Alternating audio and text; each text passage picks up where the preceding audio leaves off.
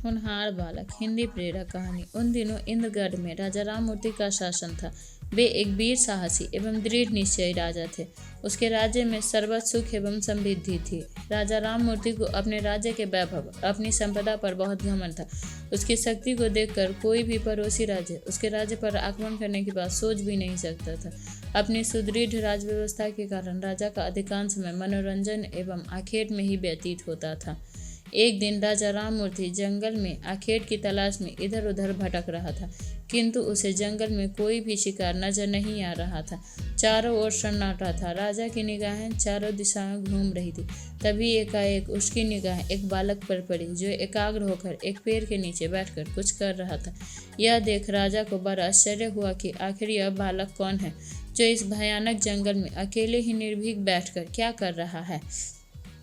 राजा शिकार की चिंता छोड़ उस बालक के पास जा पहुंचा। वहां पहुंचकर राजा ने देखा कि बालक स्लेट पर कुछ लिखता जा रहा है।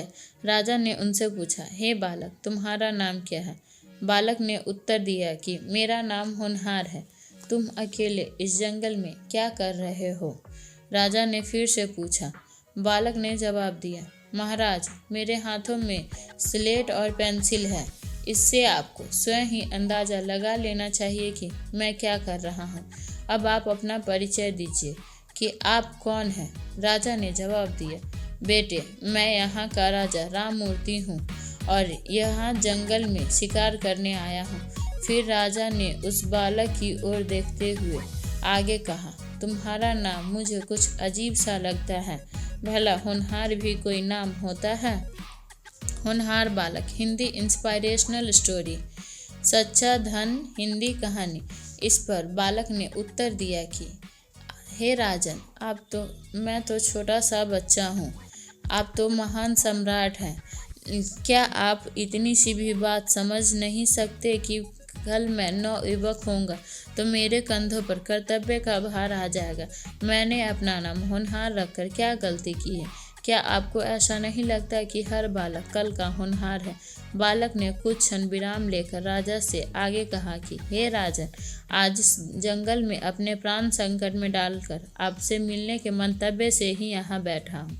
क्या आपको कभी ऐसा सोचा है कि राज्य आज बाल शिक्षा की उपेक्षा कल के भविष्य को अंधकारमय बना रहा है? आप आखेट और वन्य जीवों की हत्या कर अपना मनोरंजन करते हैं, क्योंकि आपके पास कोई काम नहीं है। हे राजन, क्या आपके बालक को होनहार बनाना आपका दायित्व नहीं है? बालक की बात राजा राममूर्ति के मन में गहरे से बैठ गई। उसने झुककर बालक को उठाया और उनसे अपनी छाती से लगा ली। फिर बोला, तुमने मेरी आंखें खोल दी। आज से हम तुम्हें होनहार कहकर ही पुकारेंगे। आज से हम शिकार करना, बच्चों की विकास और शिक्षा कार्य जुटेंगे, ताकि राज्य का भविष्य सुधर सके। उस दिन के बाद से राजा ने बच्चों की शिक्षा दीक्षा पर विशेष ध्यान देना शुरू कर दिया। यह सच है कि यदि किसी राज्य या देश की जनता पढ़ी लिखी और समझदार हो तो राज्य की आधी समस्याएं यूं ही समाप्त हो जाती हैं। इतिहास साक्षी है कि जिस देश में शिक्षा है वह देश होनहार साबित हुआ है और वहाँ सर्वत्र सुख और शांति रहती है।